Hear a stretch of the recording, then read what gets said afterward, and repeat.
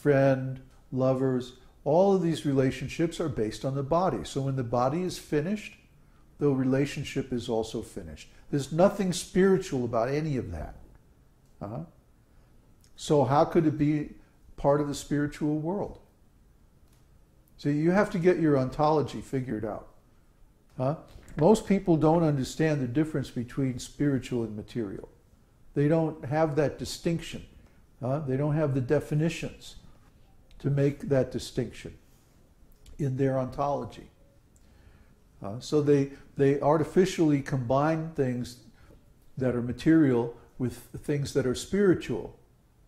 They lump them all in together, and then they try to make relationships between them that don't really apply. And this is because of confusion about what's really material and what's really spiritual. Well, generally, the body is material, and the soul or spirit is spiritual. And even though the soul comes within the body for a temporary journey in this material world, when the soul leaves this body, all that is finished. I mean, it's just like if you're grown up now,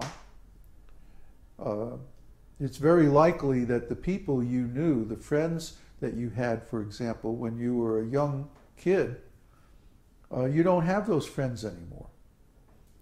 Most people move around so much in this world that they don't stay in touch with the people that they grew up with. So it's very likely that the people you had a relationship with when you were, let's say, 5 years old, you don't have a relationship with anymore. And that's just from childhood to adulthood. Well, what about when you leave this body at the time of death? You think you're still going to retain relationships with the people that you had a relationship with in this life? That's very unrealistic. Even in this life, we lose touch with the people that we had relationships. Well, what to speak of going to the next life or going to the spiritual world? No. Going to the spiritual world means, first of all, you have to be willing and even enthusiastic to give up all these material relationships. That's the first thing. Even Jesus said, a lot of Christians believe this nonsense, that when you go to the spiritual world or you go to heaven, then all your relatives are there and your pet dog and everybody, you know. Little sin. No, this is ignorant. Even Jesus said, remember, let the dead bury their dead. Leave everything and follow me. Remember that? The boy came and he said, oh, Master, I want to follow you. And Jesus said, okay, come on, let's go. And the boy said, well, just a minute. I have to go home and bury my father. The father just died. So he was acting out of sentiment. Oh, the father died. Now I understand this world is just temporary. This life is just illusion. So here's the Master I want to follow. So, but just wait a minute, Master. I have to go home and bury my father. And Jesus replied with great gravity, let the dead bury their dead. Come and follow me. So this is a wonderful lesson. This is great. Because what is he saying? He's saying these material relationships have no influence, no presence, no meaning in the spiritual world. Let the dead are the people who are identified with this material life which ends in death. Okay, they're already dead because they identify with the body which is bound to die. You see? So the people who have life are those who identify with spirit, who know that they're pure consciousness, that they're eternal, that they don't die when the body dies. You see? Those are the people who are qualified for discipleship. So he says to those people, he says, come and follow me. Let the dead bury their dead. In other words, leave all that behind. Leave all that baggage. Leave all those rocks. If I want to give you a diamond, You have to put down your bag of rocks first. You're carrying this big, heavy bag of rocks, all these material attachments. You can't take that diamond.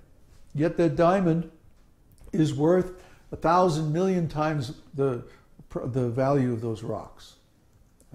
But because you're attached, you say, no, I can't put down my rocks. I have to go back and bury my father. I have to take care of my family stuff. You say like that. So Jesus just, he just went, come on, let's go. And the boy said, no, I have to go. Oh, well, too bad. Sorry. Then they moved on. In this life, generally speaking, a person gets one chance. That's if they're fortunate. If they're unfortunate, they don't get any chance. But even if they're fortunate, they may get one good chance to join the esoteric school. One good chance to come to the feet of the master. And if they blow it, well, sorry, maybe next lifetime. I didn't make that rule. I'm not speaking like that because I'm, a tough-minded old bird. That's not my rule. That's God's rule. But I observe this again and again and again. How many times have we seen? Somebody will come and they make a big noise. Okay, I'm here. All right, Hare Kṛṣṇa, here we go. Yeah, going to go back to Godhead. Yeah, rah, rah, rah, sis, boom, bah. And then a few weeks later, it's like, well, what happened to so-and-so? We never hear from him anymore.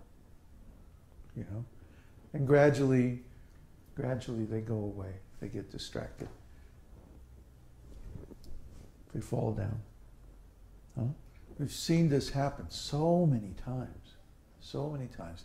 At one point in their life, out of sentiment, they have a little attraction for the esoteric work, for the school. They come and they want to join the school. Yeah, sign up. Great. And then, I don't know, something happens. Usually what happens, it goes like this. I've seen this happen. Somebody in their life will say, basically, if you get into this stuff, then you can forget our relationship. And they go, oh, well, the heck with that. And they drop it. They don't pass the test. This is the test. This is all a test. This is a test. You have to be aware. When you approach the esoteric school, you're going to be tested. It's not like an ordinary thing where you sign up and then, if you sign up for college or something like that and you just go to the classes and somehow or other, you fake it on the exams or cram the night before and you get through it somehow or other. No, it's not like that at all. This involves your whole life, your whole consciousness, and God is directly involved. And He's everywhere, and He sees everything, and He knows everybody's heart. So He is going to test you. He is in charge here. I'm just a servant. Try to understand. People have this idea of guru as being like, master. Your holiness.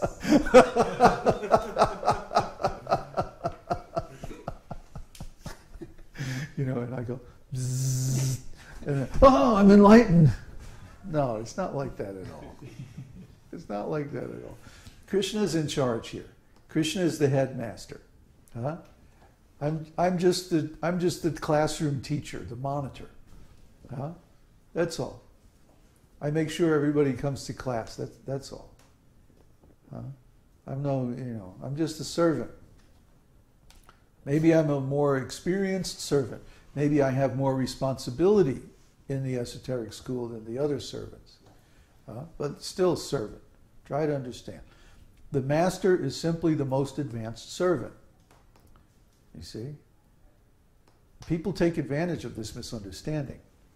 And they play this master role. And they get all into it, Oh yes, I'm going to give you the Shakti. They get their big feather duster, like Mukunda.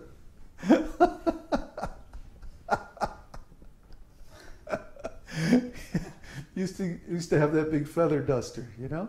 Who? Huh? Oh, he's some Swami from India. He's dead now. But anyway, it's just an act. Huh? The real master is the one who's most humble, most surrendered. Try to understand. You see, if I had my way, I wouldn't be sitting here. Somebody else would be sitting here. And I would be listening. I would be helping. I don't want to be the leader. You know, I don't like it. But somebody has to do it and nobody else is doing it. So I wind up having to do it. But, you know, I'm just a servant. I take orders. So that's what we're doing. Okay. Question from Josh Lindy. Uh-huh. Can we sing kirtan